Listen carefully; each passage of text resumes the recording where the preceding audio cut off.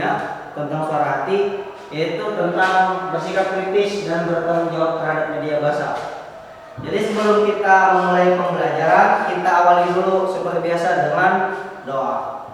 Bapa dan Putra dan Roh Kudus, amin. Allah yang Maha Bijaksana. Baik, bagaimana kabar kalian pada sore hari ini? Sudah lelah dengan pembelajaran sepanjang hari? Baik, ini berhubung sudah jam terakhir ya, berarti kita pulangnya 15.15 ya. Pukul 15.15. Sudah lelah, keadaan lapar. Baik, sekarang Bapak akan memberikan sedikit snack. Baik, dan nanti sekaligus ini absen, Bapak akan panggil satu persatu kalian. Silakan ambil makanan dan minumannya ke depan. Bapak akan menjelaskan tujuan dan alur pembelajaran kita pada hari ini. Tujuan pembelajaran kita seperti yang kita lihat bersama di slide, yaitu kalian mampu menganalisis peran dan pengaruh media massa dalam kehidupan. Itu yang pertama. Kemudian yang kedua, dapat mengembangkan sikap kritis terhadap informasi yang kalian terima. Kemudian serta menunjukkan tanggung jawab dalam bermedia sesuai dengan ajaran Gereja Katolik. Untuk mencapai tujuan tersebut, tentunya seperti kegiatan yang sebelumnya, ada alurnya. Ya, secara garis besar alurnya itu adalah kegiatan pembuka. Kegiatan pembuka 20 menit, termasuk yang sudah kita lakukan dari 2 pembuka tadi. Kegiatan inti 100 menit, ya, lebih singkat daripada yang hari kemarin, 105 rasanya. Kemudian kegiatan penutup 15 menit. Mengapa kita perlu bersikap kritis terhadap informasi yang kita terima dari media massa? Ya, silakan kira-kira. Mungkin karena tidak semua informasi yang kita terima itu benar, Pak. Ada juga berita palsu atau. Baik, bagus sekali Gracia. Jadi Bapak tahu pengetahuan awal kalian tentang materi ini, ya. Dan juga membantu Bapak untuk menentukan nanti siapa dengan siapa yang berada dalam satu kelompok.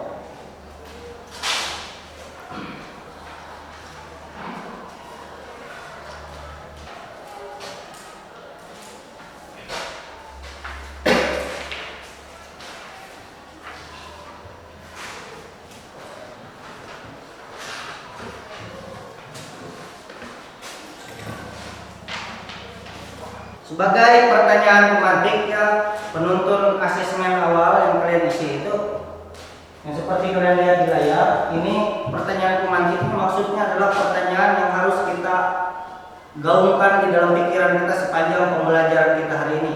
Ada beberapa itu, bagaimana peran media massa dalam kehidupan kita sehari-hari. Nah, media massa itu termasuk yang cetak maupun yang digital. Kemudian mengapa kita perlu bersikap kritis? Kritis berarti kita harus mempertanyakan, tidak langsung percaya apapun informasi yang kita terima dari media massa. Bagaimana caranya kita memverifikasi? Memverifikasi itu maksudnya mengecek kebenarannya dari informasi tersebut. Kemudian apa tanggung jawab kita sebagai pengguna media massa? Kenapa kita harus memperhatikan 3 poin di atas tadi? Baik, waktu sudah habis, silakan satu orang mewakili untuk mengumpulkan kertas formnya ke depan. Dan untuk memulai pembelajaran, terutama kegiatan inti kita, Bapak akan menayangkan sebuah video.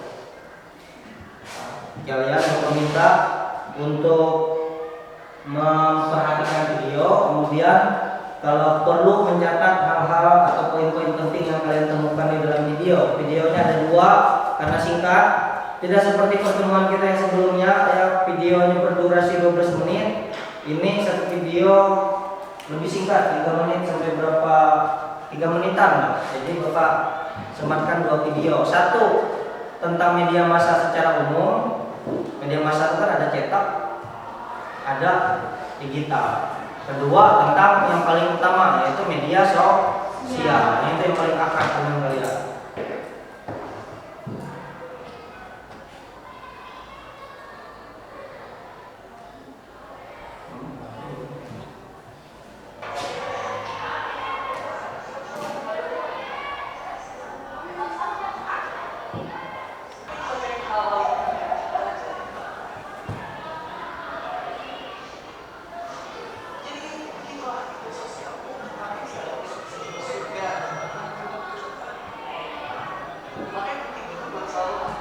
Kira-kira apa pendapat kalian tentang video yang telah kita saksikan bersama? Ya silakan. Menurut saya videonya sangat informatif. Saya tidak menyangka dampak media sosial bisa sebesar itu terhadap opini publik. Ada yang lain membuat pendapat? Saya Pak, silakan Kurnia. Video itu menunjukkan betapa pentingnya kita memiliki kemampuan berpikir kritis. Jika tidak, kita bisa dengan mudah terpengaruh oleh informasi yang belum tentu benar. Tepat sekali Kurnia. Bagaimana dengan kalian yang lain? Apa ada yang mengejutkan kalian dari video tersebut? Saya Pak, Silakan Rai. saya lumayan kaget sih Pak karena berita palsu itu menyebar begitu cepat dibandingkan dengan faktanya atau berita yang sebenarnya. Ya itu memang fenomena yang memprihatinkan Radit. Apa yang bisa kita lakukan untuk mengatasi ini kira-kira? Pak, Silakan ya Pak. mungkin kita bisa mulai dari diri sendiri dulu Pak, dengan tidak langsung mempercayai atau membagikan berita tanpa mengecek kebenaran terlebih dahulu. Sangat bagus ya Kak. Ada lagi? Pak, saya berpikir mungkin kita juga perlu aktif menyebarkan informasi yang benar Pak. Jadi tidak hanya menahan diri untuk tidak menyebarkan berita palsu, tapi juga untuk menyebarkan kebenaran. Menurut saya Pak, kita harus selalu waspada dan kritis terhadap informasi yang kita temui. Tepat sekali Cece. Nah itulah makanya kita mempelajari materi ini hari ini, karena media massa itu sangat memiliki pengaruh besar terhadap masyarakat. Nah untuk melanjutkannya kita akan masuk ke dalam kegiatan kita selanjutnya. Baik, kita akan membagi. Ada satu kelompok yang isinya 3 orang dan kelompok lainnya selebihnya berisi 2 orang karena kalian ada 7 orang. Dari kelompok 1 terdiri dari Yoga dan Cece sesuai dengan yang sudah Bapak tentukan dari asesmen awal tadi. Yoga dan Cece kelompok 1. Silakan untuk mengambil posisi. Kelompok 2 adalah Desia dan Kurnia Jaya. Silakan untuk mengambil posisi. Kemudian selebihnya kelompok 3 Laura, Maria Majena Ani dan Raditya Budi Prabowo.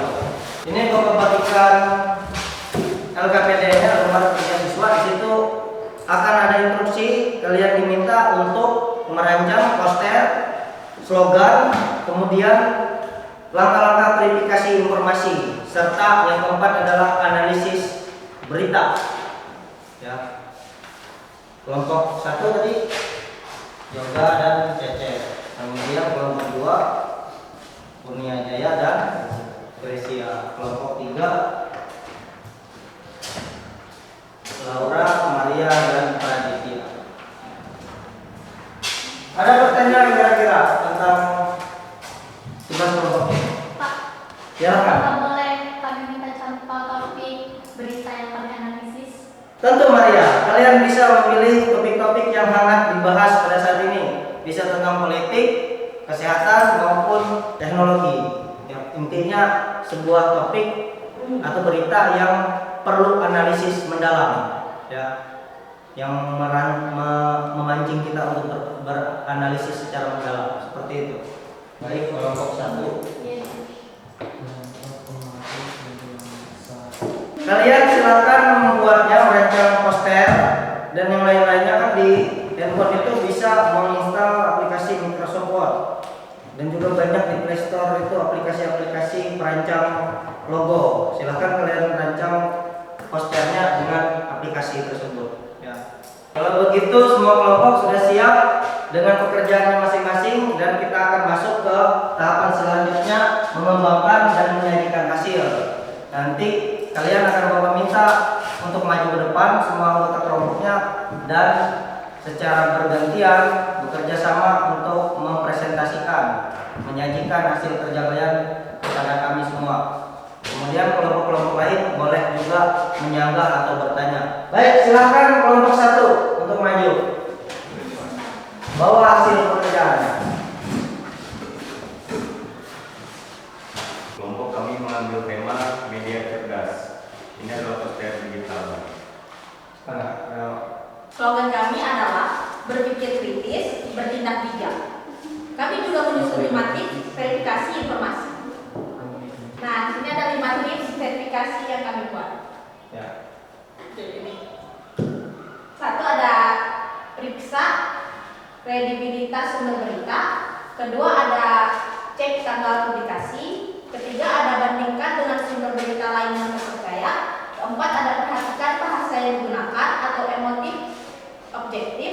Kelima, ada cari bukti pendukung untuk klaim yang dibuat. Analisis 1. Sumber, periksa kredibilitas penerbit. Apakah ini jurnal ilmiah terkemuka atau situs web dikenal? 2. Metodologi. Apakah studi dilakukan pada manusia atau hanya pada sel di laboratorium? 3. Sampel. Berapa banyak partisipan dalam penelitian? Apakah cukup representatif? 4. Hasil. Apakah benar-benar bisa menyembuhkan atau hanya menunjukkan potensi efek positif? 5. Konfirmasi. Apakah ada ahli independen yang mengomentari temuan ini? 6. Konteks. Apakah ada penelitian sebelumnya yang mendukung atau membantah klaim ini? Kelompok kami mengambil tema cek dulu baru share. Ini adalah poster digital kami. Slogan kami adalah jangan biarkan hoak menang. Kami juga menyusun 5 tips verifikasi informasi. Untuk contoh analisis kritis, kami mengambil berita berjudul vaksin COVID-19 mengandung mikrochip untuk melacak manusia. Kelompok kami mengambil tema tentang bijak bermedia, jadi hashtag kami. Slogan kami adalah kritis, cerdas, dan bertanggung jawab. Kami juga menyusun 5 tips verifikasi informasi. Yang pertama, gunakan mesin pencari untuk cross check informasi. Kedua, periksa reputasi situs web atau media yang mempublikasikan. 3. Waspadai berita yang terlalu sensasional atau mengejutkan. 4. Memperhatikan kualitas penulisan dan tata bahasa. 5. Cek apakah ada bias atau kepentingan tertentu dalam pemberitaan. Bagus kelompok 3. Ada tanggapan dari kelompok lain? Saya Pak. Silakan saja. Saya ingin tahu bagaimana cara kita bisa membedakan antara penemuan ilmiah yang benar-benar revolusioner dengan klaim yang tidak berdasar. Pertanyaan bagus, Cece. Menurut kami, kita perlu memperhatikan konsensus ilmiah. Penemuan besar biasanya akan diverifikasi oleh banyak ilmuwan independen sebelum diterima secara luas. Terima kasih atas presentasi dari setiap kelompok yang sangat luar biasa. Tepuk tangan dulu untuk kita semua. Kita atau membicarakan sebuah informasi kepada orang lain. Karena kalau sudah kita teruskan ataupun sudah kita sebarkan ataupun kita bicarakan, itu berarti menjadi tanggung jawab kita juga, ya. Jadi kritis, harus bersikap kritis. Yang seperti disampaikan oleh kelompok 3 ya tadi. Ya, kelompok 3 bahwa kita harus bersikap skeptis. Skeptis itu bukan berarti ragu-ragu yang tanpa dasar, tapi kita harus meragukan segala sesuatu informasi yang baru sampai ke kita. Jangan langsung telan, ya, langsung masuk, langsung kita cerna, langsung kita keluarkan lagi ke orang lain. Itu harus benar-benar kita cek ya kebenarannya. Tanggung jawab jelas ketika kita sudah berani bermedia massa, terutama dalam media sosial, berarti kita harus berani bertanggung jawab. Apapun yang kita tulis, apapun yang kita share, apapun yang kita bicarakan, apapun yang kita videokan, itu harus kita bertanggung jawabkan. Ya, terutama di dalam grup WhatsApp keluarga juga ya, itu paling berbahaya, harus dipertanggungjawabkan. Karena itu biasanya kan mudah dipercaya, walaupun video mungkin buatan dari AI kan dipercaya itu oleh keluarga kita, karena mereka sulit untuk memahami. Kita akan masuk ke bagian refleksi kesimpulan. Di sini Bapak ingin mengajak kalian merefleksikan tentang pembelajaran kita ini. Kira-kira apa yang kalian dapatkan atau kalian rasakan setelah kita melalui pembelajaran kita tadi, proses diskusi, kerja kelompok dan lain-lain. Ya, silakan ya Pak. Saya belajar bahwa penting untuk selalu memverifikasi informasi sebelum mempercayai atau membagikannya, Pak. Bagus juga. Silakan, ada yang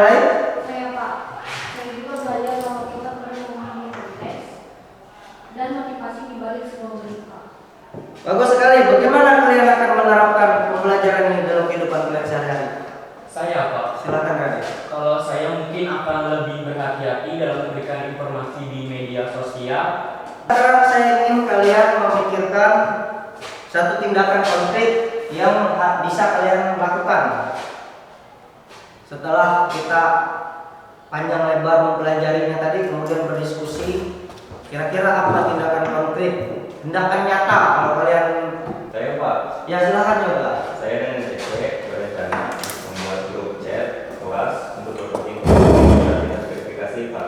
Saya Pak. Ya silakan Saya Gracia. ingin menulis artikel tentang literasi media di blog sekolah. Nah itu juga sama ya, walaupun bentuknya berbeda. Tadi mereka Gracia dalam bentuk digital, kalian dalam bentuk cetak. Nah ini berarti kalian benar-benar memahami tentang media massa ini ya. Dan Bapak menantikan proyek itu bisa selesai, menantikan kabar baik dari rencana kalian itu beberapa hari setelah pertemuan kita ini. Manusia tentunya ada kekurangan, terutama Bapak juga. Jadi Bapak tetap membutuhkan yang namanya evaluasi dari kalian. Di dalam ini Bapak akan membagikan lembar refleksi tentang ketercapaian pembelajaran. Kalian diminta mengisi dengan jawaban ya tidak, agar Bapak tahu apakah pembelajaran ini sudah tercapai atau tidak. Misalnya nanti dari itu Bapak memahami bahwa kalian belum memahami pembelajaran ini, akan ada tindakan khusus berupa remedial biasanya. Kemudian jika kalian merasa sudah sangat memahami, tetap juga ada tindakan khusus yang disebut sebagai pengayaan. Bapak beri waktu 2 menit. Ya, usah lama-lama, pertanyaannya sedikit. Sebelum itu Bapak ingatkan bahwa setelah ini akan ada satu materi lagi, yaitu bersikap kritis terhadap ideologi dan gaya hidup yang berkembang masa ini. Jadi setelah materi yang ketiga itu baru nanti akan dilakukan evaluasi secara tertulis ya, tes tertulis supaya Bapak benar-benar tahu kalian memahami tidak materi 3 ini, suara hati sampai dengan yang Bapak sebutkan tadi. Bapak minta untuk berdoa si Radit. Marilah kita berdoa. Nama Bapa dan Putra dan Roh Kudus. Amin. Pada Bapa, Putra dan Roh Kudus, seperti pada mula, sekarang, selalu dan sepanjang segala abad. Amin. Dalam Bapa, Putra dan Roh Kudus. Amin. Pembelajaran kita sudah selesai. Nanti kalian maju satu-satu ke depan. Bapak akan memberikan riwayat tambahan. Wah ya.